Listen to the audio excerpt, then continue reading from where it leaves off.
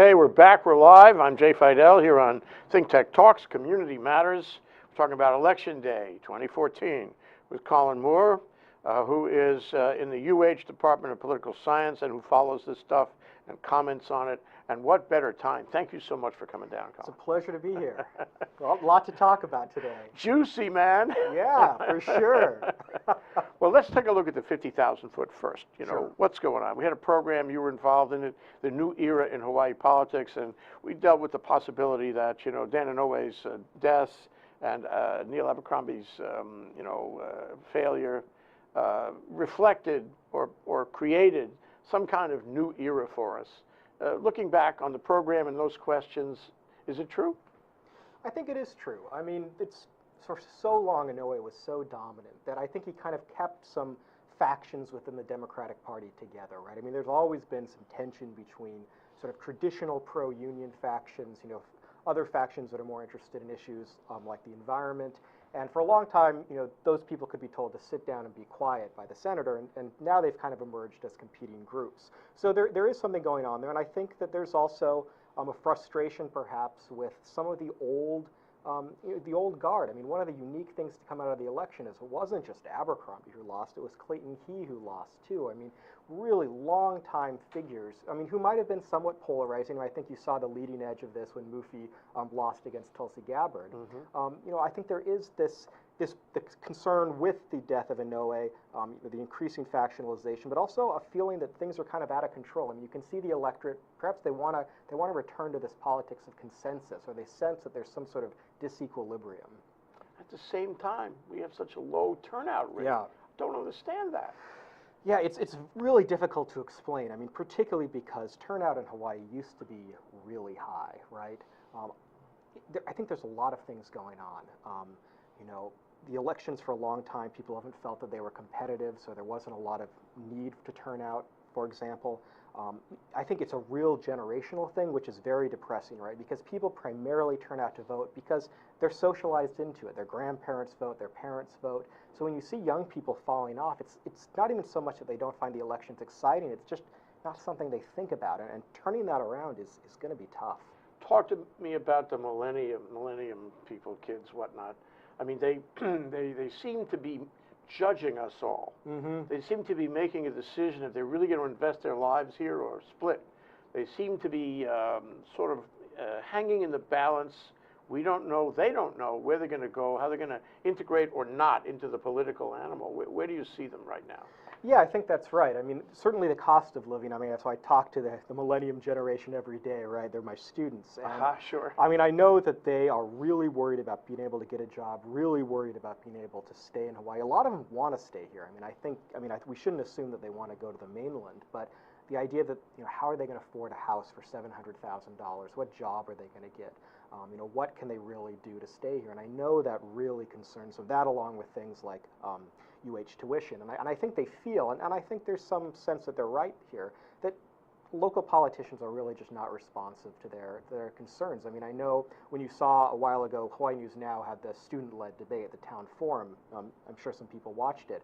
And I know the students were really frustrated. They felt that nobody took them seriously. The politicians, the three gubernatorial candidates, gave them pat answers and weren't really interested in engaging with them. This is scary. Yeah, it is. They're the future. They're the ones who can shape it up. I always say, it's up to you guys. What you do is going to have such a big effect. I'm spent. My generation, is spent. Don't sell yourself too short. But these kids, they could get active. They could be in the streets, and they're not. Even though, for example, they have all this housing issue, you don't see them taking collective positions. You don't see them with pitchforks. You don't see them marching in front of City Hall. Where is the kind of activism, and I mean positive, not crazy activism. Right. Where is that in this generation? Are they giving up? Have they already sort of left town? No, I don't think it's that. I mean, I think that there is, this is not a generation which is going to go into the streets and protest in the traditional way. But they are very active, of course. I mean, this has become a cliche, but it's true nonetheless. Active on social media. I mean, they follow these things. They communicate with each other. I mean, and so that's kind of where you see the activism. I don't know if some of the older politicians really see that going on because it's not as visible, but I think it's there. interesting. You know, this leads to an interesting question that we hadn't talked about before, and that is, I remember when Barack Obama was first elected, he made a statement about how through the internet, politics would change. And indeed, you know, his efforts at being elected and reelected have been defined by the internet in large part now. And you know, isn't the internet changing public opinion now? Isn't it a more powerful, you know, point of influence than it was, say, 10 years ago? Well, you know, this cuts both ways, right? So people have an easier time communicating with elected officials over social media, but social media is also an incredibly powerful tool to manipulate public opinion, right? I mean, this is one of the geniuses of the modern presidential campaigns, and this has been picked up here locally by organizations like PRP. I mean, you can use through you know, people talk a lot about big data, right? This is what this is. This is how Netflix knows your movie preferences. By crunching all of this data through these tremendously complex algorithms, I can know exactly what makes you, Jay Fidell, want to vote for me as a candidate. What ads exactly speak to you. Now that's, you know, perhaps good, but it can be, you can use that to manipulate folks too. Yeah, then you get into the whole question of, well, I'm jumbling all this, but there's so many points that flow out of that. I mean, for example,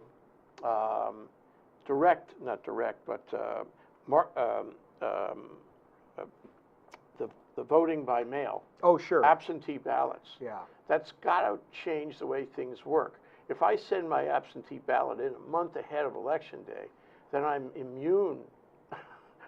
I put up my defense against all those crappy ads on television. But how does that affect the election in general? Yeah, so I mean, one thing that mail-in ballots have done is that the election is kind of this slow end, right? I mean, people are voting well before it's even over, and people have criticized this because, you know, you're voting with different levels of information. The thing is, though, most of the research suggests it doesn't really change a whole lot. I mean, the people who vote by mail almost always were people who are going to show up and vote at the polling place anyway. These are the most loyal voters. I mean, these are wealthy, well-educated people. You know, here in Hawaii, you know, particularly Japanese American and white voters. I mean, it's the same folks who would have shown up at the polling place are voting by mail. Totally predictable. It's pretty predictable, right? Yeah, I mean, yeah. the vote by mail tends to sort of be the most, here maybe conservative mainstream Democrat vote. I mean, these are the people who always turn out to vote, are the vote by mailers. I mean, people who tend not to vote, they're still walking into the polling place. I mean, you might get a little more action through vote by mail, but really, I mean, this hasn't really changed much of anything. Would you say that the guys who walk in at the last minute and physically vote there are the swing? I mean, are they controlling the result? Or are they just, you know, just a small percentage? Well, it's becoming an increasingly smaller percentage, right? I mean, they're people who are probably not as reliable voters. I mean, that's what we think in the end. I mean, they're either very traditional voters who just like to vote at the polling place, people like me, or they're folks who don't usually participate, and someone asked them, they got them registered. You know, maybe they're through their church or some organization, but they don't really have it together to send it in early. They'll go to the polling place. So when the polling turnout is down, I mean, and even when vote by mail is down, I mean, you can expect that this is going to reflect a more traditional electorate. Yeah. What about those PRP ads? You know, I'm for one. I mean, I'm offended, and if I watch one of those ads, if one is foisted on me, I try to figure out who put that ad out, who produced that ad, because I want to vote against that guy. And in fact, I would say any negative ad, that's the way I feel about it. And I think a lot of people feel that way. It's making A is what it is. And some of them are really gruesome.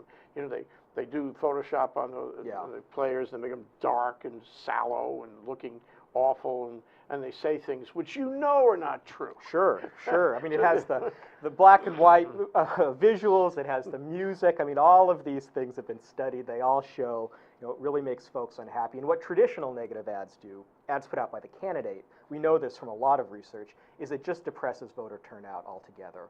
I mean, it doesn't really make you change your mind about the candidates. What it does is make you say, I'm sick of all of these folks. I'm not going to turn out to vote. I'm not doing anything. Now, the super PAC ads, the PRP style ads, the real danger there, and I think you alluded to this, is you don't know who's putting them out. You say you want to vote against that guy. Well, who is that? I mean, first of all, it's probably an organization, like in PRP's case. I mean, they always have these great patriotic names. You know, I think it's, what is it, Forward Progress or something. I mean, you know, in the mainland, you know, it's God Bless America. I mean, these very deceptive names. And it's not really anything you can vote against because these aren't candidates. And even the candidates now, whether, I mean, of course, they're not supposed to collude with the candidates. You know, whether or not they actually do is another matter. But the candidates can say, well, that's not my ad. I didn't support that ad. I mean, you see this going on in the gogovernor's race right now. I mean, both Iona and Ige have said, I'm not responsible for those negative ads. I don't know anything about it. Yeah.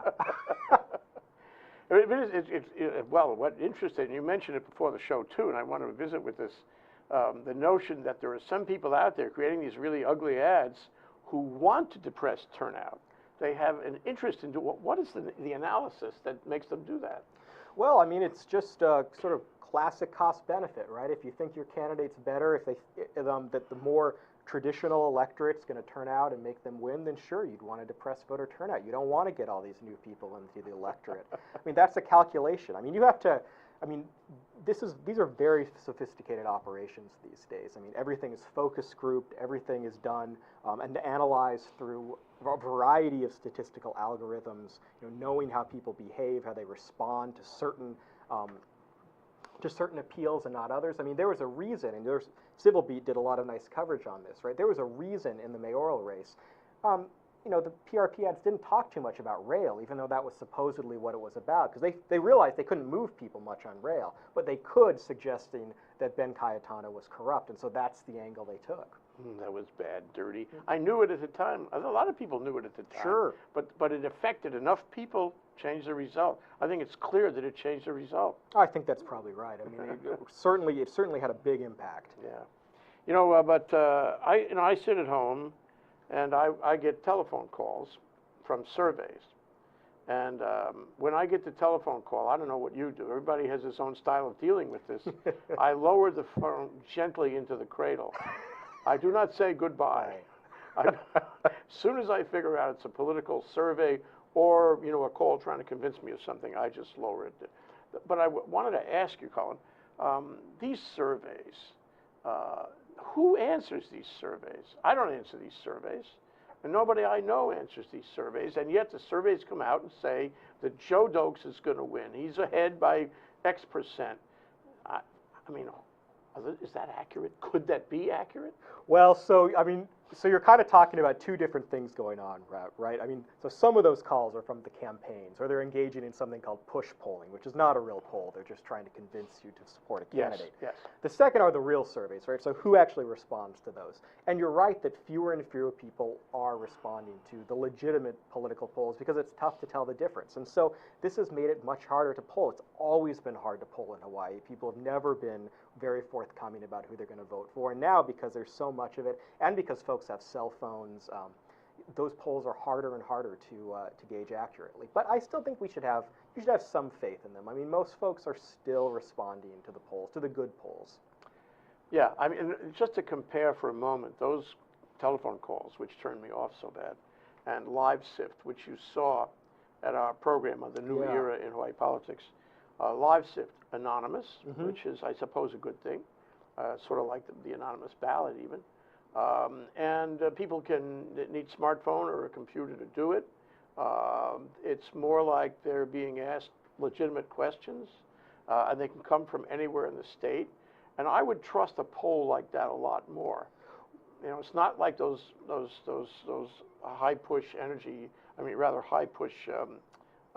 You know, telephone calls. Yeah, so I think there's a lot of possibility behind those. I mean, one thing to be cautious, though, of course, is the respondents who are participating with smartphones. This is not a random sample, right? I mean, so the fancy social science term for this is it introduces something called selection bias, which means that there's a reason people participate. And you don't want that, right? You want a random selection of folks. But you can do this, right? This has been done pretty well by a new polling firm called YouGov out of Silicon Valley. I'm really interested. What they do, so what they do is they get a whole bunch of folks together online, and then they randomize within this sample they already have. So, you know, they can do these immediate reactions, but they retain the value of a traditional survey, which is you're getting a random sample, and you avoid this selection bias problem.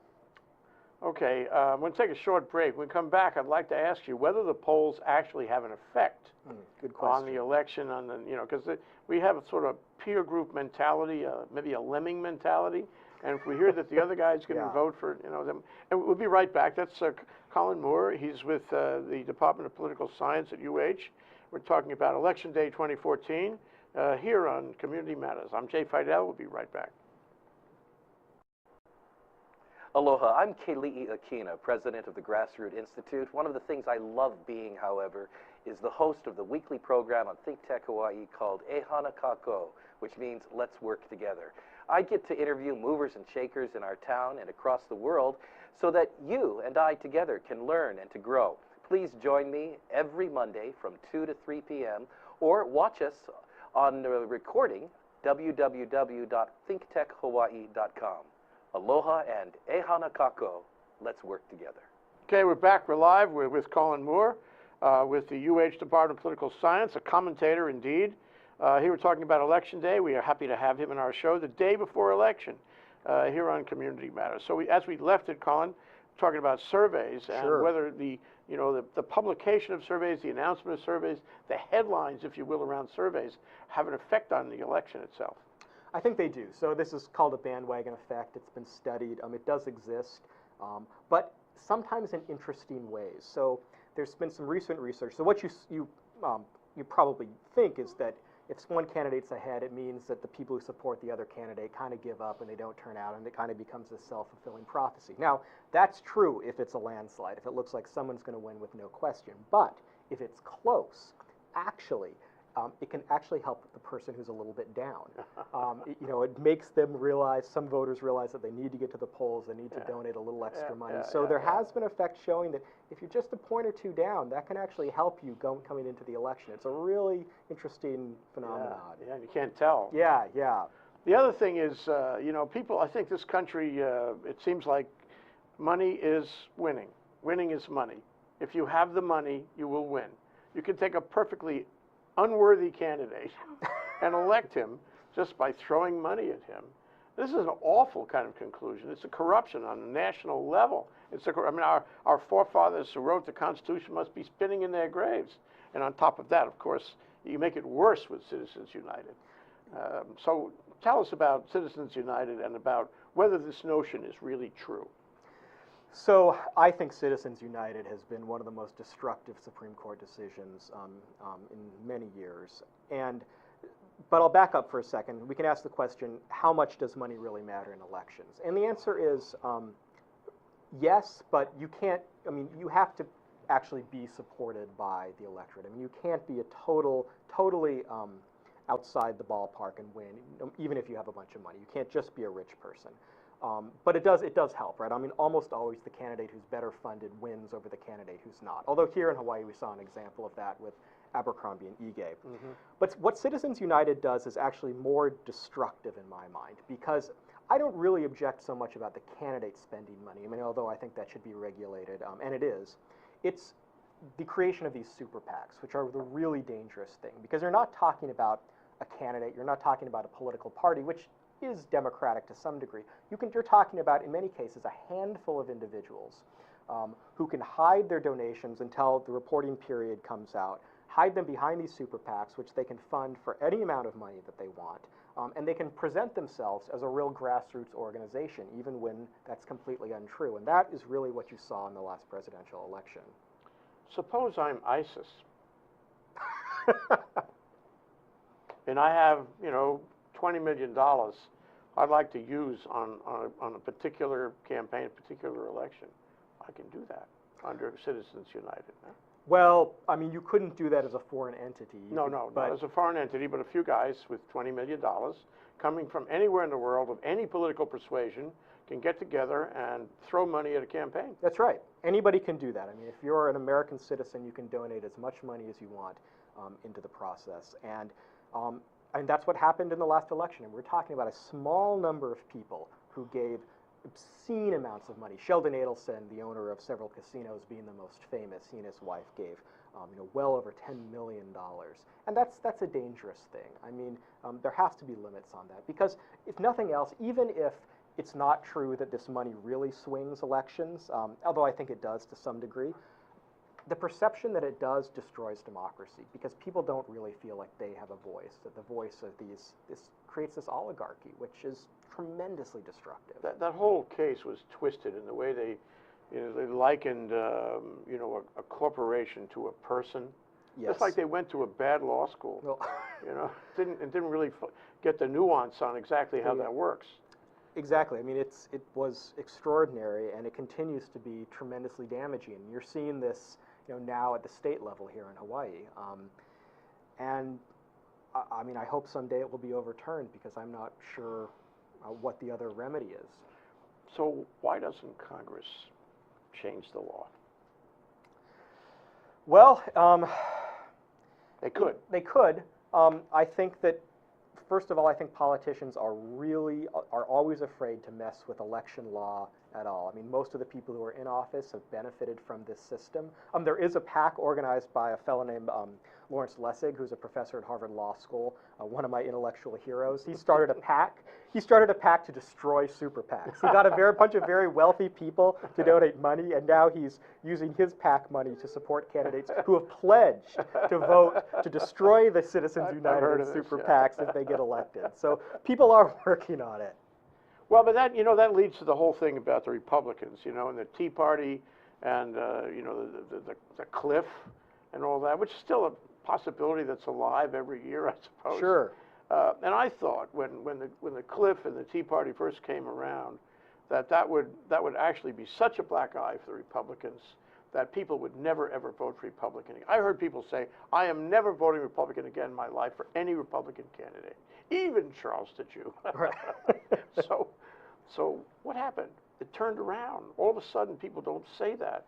All of a sudden, as you mentioned in the New Era program, that the Republicans are kind of coming back in Hawaii a little bit, Yeah, I think they are here. I mean, it's tough for them because the electorate here is still pretty moderate, and so they really do have to try to distance themselves from the mainland Republican Party.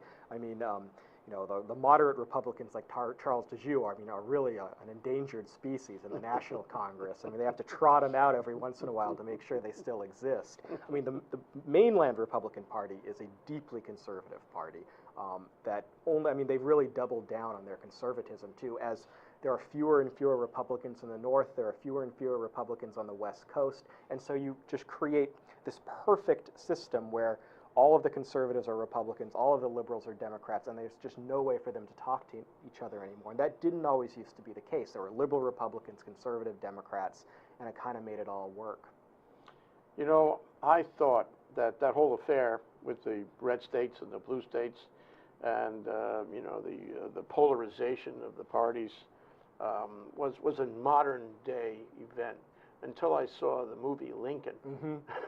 And it somehow cleared me up a little on that. It showed me that assuming it's a true rendition of the way Congress worked at the time, that we've had this kind of contention in Congress before. It wasn't much better before than it is now. Yeah, I mean that movie was a fairly accurate representation of 19th century politics with the radical Republicans, but I mean it wasn't a very happy period either. I mean, remember we fought a civil war the last time. Yeah. So, and I think that's about right. I mean, that was the last time the parties were so deeply polarized. Yeah, well, they certainly are now. And the question I would put to you, certainly a 50,000-foot question, is where does this take us? Where does this continuation of Citizens United and the notion for the public, for the electorate, that money buys candidates or elections, and sort of the malaise that we see around the country and in Hawaii, where does that take the republic? Benjamin Franklin walked out of Liberty Hall, and a woman stopped him, and she said, "What kind of government are we going to have, Mr. Franklin?" Dr. Franklin, whatever. And he said, "We're going to have a republic, madam, if you can keep it." Yeah. And so you have a certain, there's a risk, and you have to work for it. And are we working for it, or are these events of recent deteriorating what he wanted? I think they're deteriorating. I mean, it makes me really fear for the republic. I mean, I hate to sound like an alarmist, but I think it's true. I mean, the system, of course, as everyone knows, is set up to force compromise. That's the genius behind the Madisonian system. But if you refuse to compromise, if you engage in permanent campaign, if you care far more about rhetoric than policy, then it falls apart. It can't possibly work. You've just thrown all this machine into the gears of this beautiful system.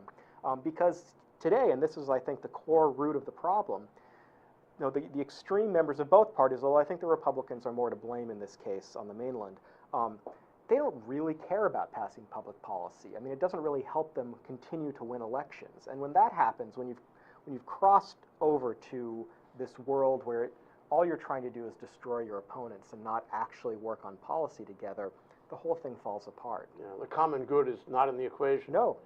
So how do we get there? I mean, what strange things happen? What are the factors that took us down this road and put us in this very dark place? It's a great question. It's a very complex question, and I think there's a few answers. I mean, the initial move was the strategy for the Republicans after the Civil Rights era, when they began to move from a Democratic South to a Republican South. So we began to see a perfect overlap between ideology and party ID. That was the first step, right? So you don't have, like I said before, conservative liberals and, conservative Democrats and liberal Republicans. The second thing, I think, is the changing demographics of the United States. I mean, this country has become much, much more diverse, really within my lifetime. I mean, it's really started kind of in the mid-'70s. It really, as more immigrants from a variety of places, from Latin America, from Asia came, it's a much more diverse country, and I think that absolutely terrifies a lot of white Americans. Oh, I see. So they go to white American states, yeah. And then the white Americans get more white. Yeah, exactly. I mean, and you draw districts, so they're exclusively Republican districts or exclusively Democratic districts. And all of these factors combined make it very easy. That along with the rise of cable television, I mean, not just getting a few mainstream broadcasts that tended to be a little more moderate, but the idea that everyone is getting their news from very, very, sources that have a particular view, either very liberal like MSNBC, or of course, with the rise of Fox News, deeply conservative.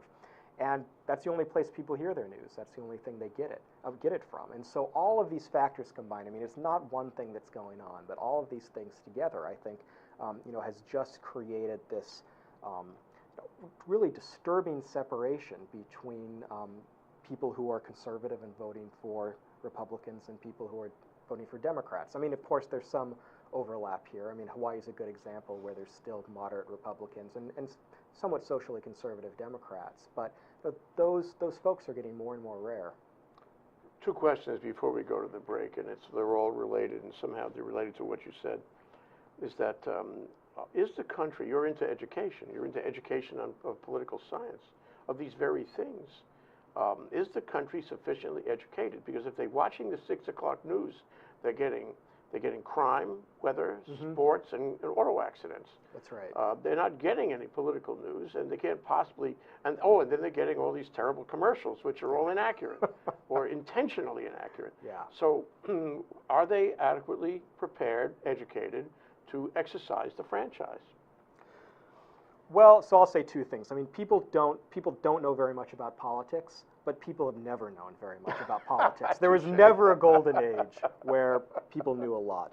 But it has become easier to manipulate folks. I mean, I think that's the disturbing thing, and that's what makes me worried about super PACs and the rise of these negative ads and the rise of these targeted ads. The other thing is you'll often see attempts to correct lie. I mean, frankly, lies sometimes in the ads. Unfortunately, human psychology is such that it doesn't work, right? If you believe something and someone tells you it's not true and shows you evidence that demonstrates that it's not true, it doesn't matter. You tend to cling to your original belief even harder. And so it's very, very difficult. The other thing is, it seems to me there are a lot of organizations on the mainland that make Hawaii a targeted place. They target the race, they throw money at one candidate, or sometimes you have two candidates. Some of these issues on the ballot, for example, well, the county ballot, the GMO issues is an example. So what you have is people on the mainland, organizations on the mainland, well-funded, fighting it out here. And we think it's us. It's not us at all. It's them. This has some kind of effect on the way people think, the way they educate, the way they vote, and the way things are resolved, no? Absolutely. I mean, this huge amounts of mainland money that have really funded these super PACs that have influenced these county-level races in Maui in particular with the GMOs and development, that's a dangerous thing because they don't claim, you have to do a lot of work to know where this money is coming from. They represent themselves as grassroots, as local organizations, which in fact they're not. And that's the really dangerous thing. If they had to show you where the money was coming from, if they had to show you ultimately what organization was responsible for it, I'd have fewer objections, but that's not what they do. Yeah, no, the law should be changed. I agree. Last question before our break is this. Seems to me that we're in a time when the First Amendment, namely the Establishment Clause, thanks to George Bush in large part, has declined. I mean, it has disappeared, been dissolved in many ways. And it seems to me also that religion plays an increasingly more influential role in voting, in political issues all over the country. I'm not sure I feel that here, but certainly with gay marriage, that was an issue where religion played a big role in a secular issue. So how has that changed, and especially how has it changed in Hawaii?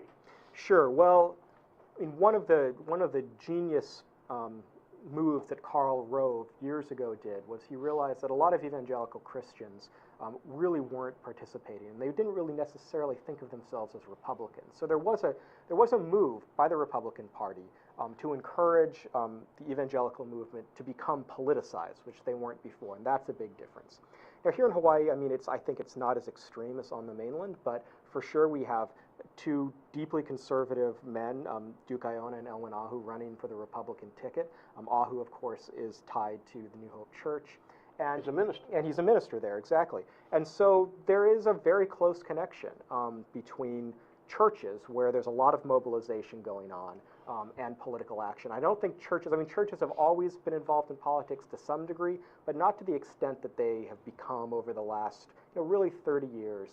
And here I think you see this reflected in the recent race with so many Christians deciding to run for office because they opposed SB 1. There's several races where that's the case. Folks who wouldn't otherwise have run and decided to do so. In the larger sense, before we go to our break, is this what the founders had in mind? It seems to me that the First Amendment speaks against that. Are we going the right direction here, or is this perverting the First Amendment? I don't think so. I mean, I'm always nervous anytime people, and you hear this rhetoric sometimes from the right, that religion should be more involved in public life. I mean, I tend to think that the founders' idea, and most of them, really believed in a strict separation between church and state, that you should be able to worship however you like, but this should not be a major issue in the public sphere. And I agree with that. I mean, I think it becomes dangerous. I understand that this is, for many people, this is how they interact with their friends and neighbors, and that's great. But the line is fine, and I really am nervous when there are these exclusively religious rallies to support candidates. I think we should be nervous about that. Yeah.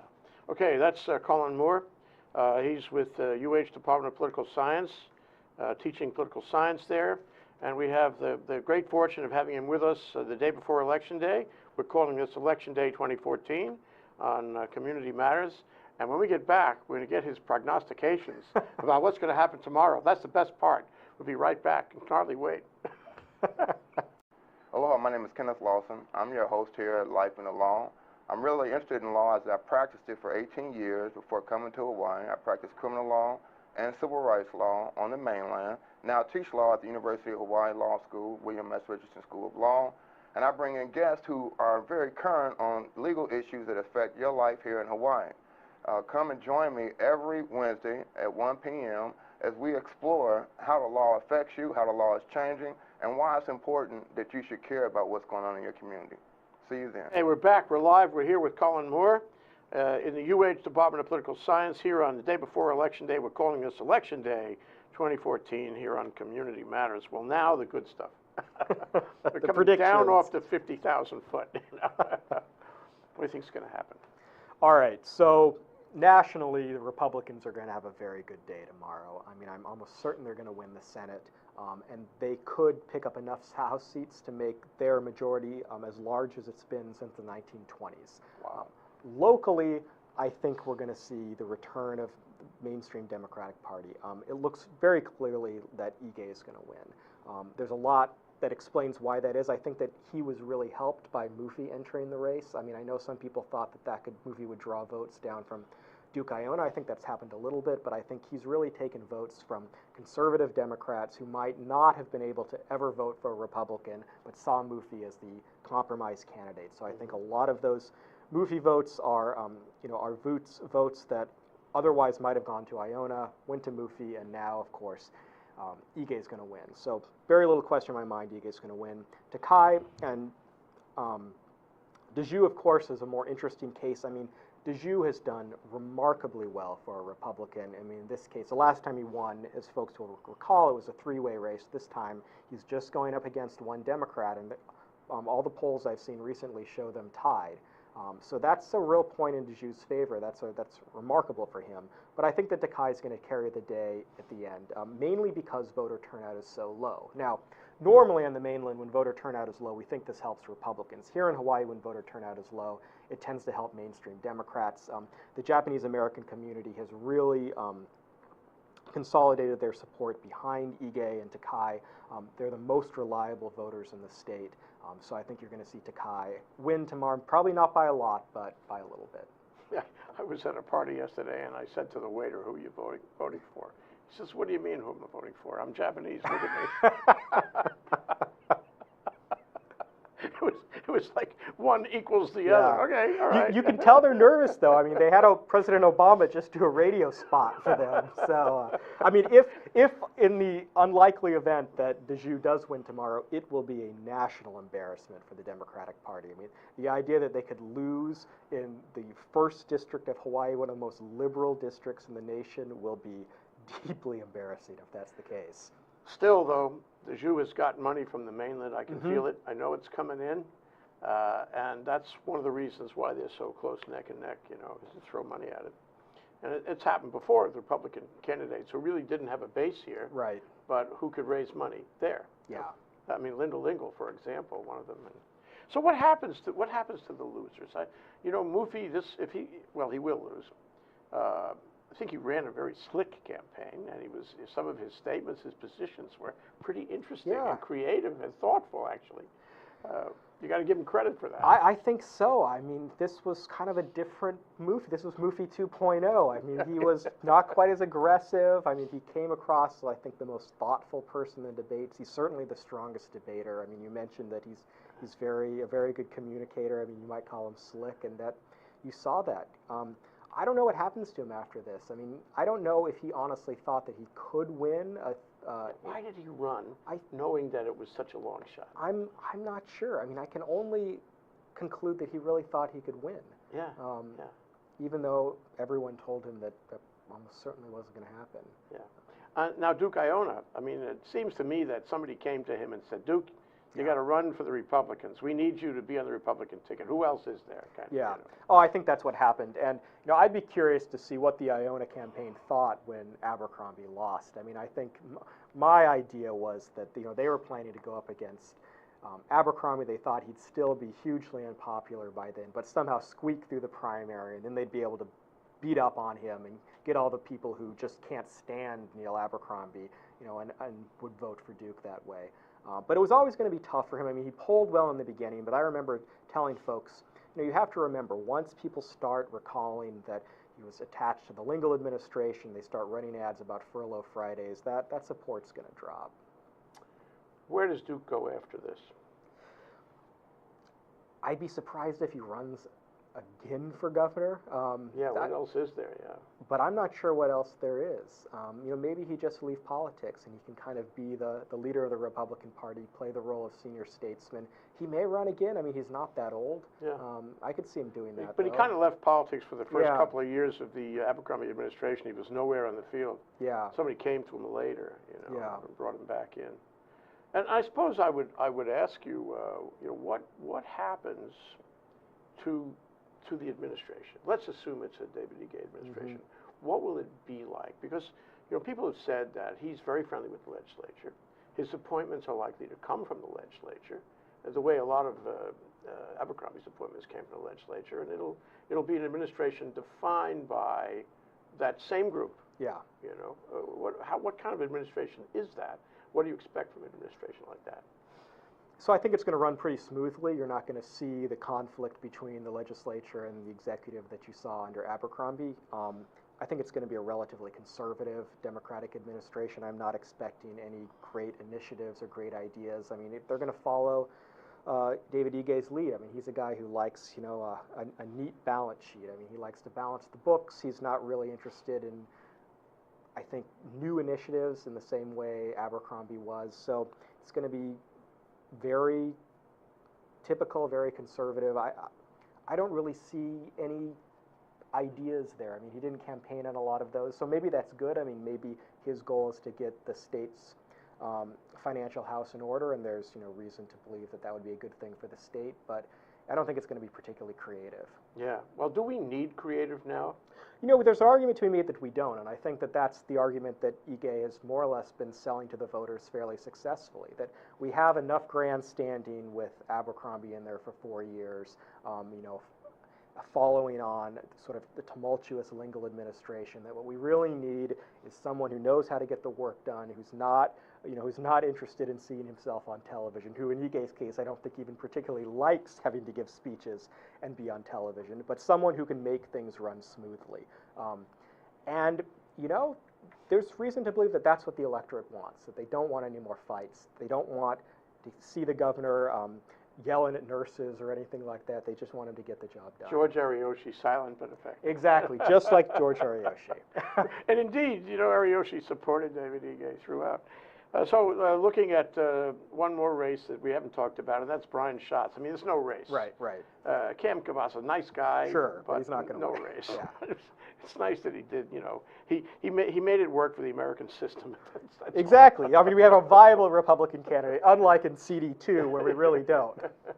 But what's going to happen to Brian and seniority in the Senate? He's done pretty well in the last couple of years. And how well is he going to do in 2 years from now with Colleen Hanabusa? So that's a good question, right? If Hanabusa decides to run again in 2 years, of course, it wouldn't surprise me if she does. You know, Schatz will be, I think, you know, maybe number 74 or something in seniority in the Senate, which isn't so bad, although it's still very low compared to number 1, which we were used to.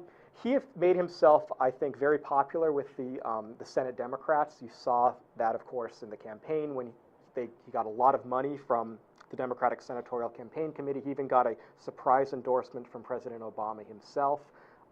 He's worked on issues, I think, that are more national issues like the environment, and we'll see how well that plays here. I mean, I think in the past, particularly following Senator Inouye's model, you know, it was to keep your public profile low and really bring home the bacon for Hawaii. That really hasn't been the model Schatz has followed. So we'll see how well that works for him in 2 years. Even if he shows a trend in that direction, Yeah. you know, a few bucks here and a few bucks there, that will help. I think that's what he needs to do. Yeah.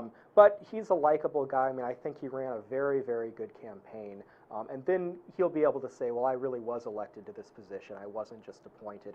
And the whole business about Senator Inouye's death wish, I think that will, of course, be long behind us by then, yeah. But I think the threat, though, is that he won't be able to bring home the kind of bacon, and that we will see some of these structures that depend on federal money beginning to crack here in Hawaii. And people say, well, what happened? It will be accentuated, you know. That's right. I mean, people have talked about the Inouye cliff before, but it was never going to be a cliff, of course. It's sort of maybe the Inouye slope. And I don't think we've seen the effects of that yet because, I mean, Inouye did, you know, part of the, you know, the pivot to Asia, right? All of the investment in the military, that's not going to go away overnight. But I think you're going to see the effects with, you know, long-time organizations like the East-West Center. I mean, you can't just call up the senator and tell him to write that funding back in the bill, and appropriate it anymore. And so I think that could be tough for Schatz. I mean, people expect a lot from their U.S. senator in this state, and I'm not sure he's going to be able to deliver. To do that, yeah. Before we quit, I just want to ask you about some of these non-candidate bills that are on the ballot, and one of them comes to mind is state money for education, for was it preschool education? Yeah. That was an Abercrombie initiative, wasn't it? Yeah.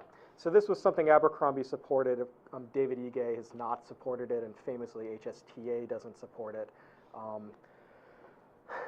You know, I'm not really sure how it's going to go this time. I kind of suspect it's going to fail because ballot initiatives, I mean, people tend, if they're not really well informed. They tend to vote against them anyway. I mean, for these constitutional amendments, the teachers' union is very powerful. But we'll see, because it was an Abercrombie initiative, but it is something I think a lot of people do want to see. So that's one I really don't have a good prediction, a good sense of where that's going to go tomorrow. How about the judges retiring later? I expect that's probably going to pass. I mean, but it's something that no one will have thought of before they get to the ballot itself and realize, well, judges retiring, I didn't know there was even a restriction on this. Who knows? Probably it'll go through. I mean, it's kind of a low impact issue. It doesn't much matter. Yeah. I'd like to see younger judges. Yeah, I mean, I actually think they shouldn't be. I think it shouldn't be overturned. But It's the Ron Moon Amendment right. is what it is. The last question is, how do you think the GMO things are going to do in the neighbor islands? I think they're going to go down. But I will say this about the GMO issues, is that they really got a lot of young people and environmental progressives who weren't otherwise involved in politics into politics. And that is a good thing. I don't think these initiatives were perhaps well written. And of course, you saw a lot of money from Monsanto and the other, the agro-industrial groups come out against that. But of course, there's a lot of local support for these organizations who employ hundreds of people on Maui and Molokai. So I expect they'll go down, but they did mobilize a lot of folks who wouldn't otherwise have been involved in politics, and that is a good thing. Yeah, and now it's a continuing issue. Yeah. It won't be over. It's not It'll be going off back the every agenda. year. No. This is a perennial issue now. Yeah. Well, thank you, Colin. Colin Moore, Department of Political Science at UH, giving us a special break, special advance notice of what's going to happen tomorrow. My pleasure. The election day of 2014 here on Community Matters. Thank you so much. When I watch the results tomorrow, I'm going to think of you, Colin. All right. Did you vote already? Not yet. I always vote on election day. Okay. My tradition. Good idea. Thank you, Colin. Good to see you, Jay.